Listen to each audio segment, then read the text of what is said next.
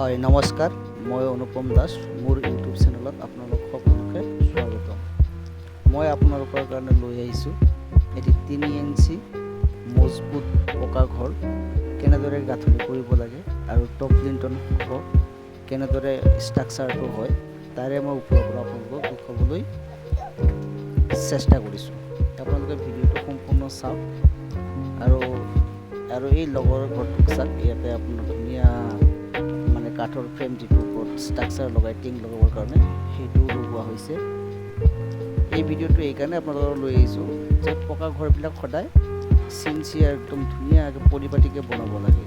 যদি ভিডিঅ'টো আপোনালোকক ভাল লাগে নিশ্চয় এটা লাইক দিব আৰু মোৰ চেনেলটো ছাবস্ক্ৰাইব কৰিবলৈ নাপাহৰিব, কাৰণ আপোনালোকলৈ নতুন নতুন এনেকুৱা ধৰণৰ ভিডিঅ' যাতে মই লৈ আনিব পাৰোঁ।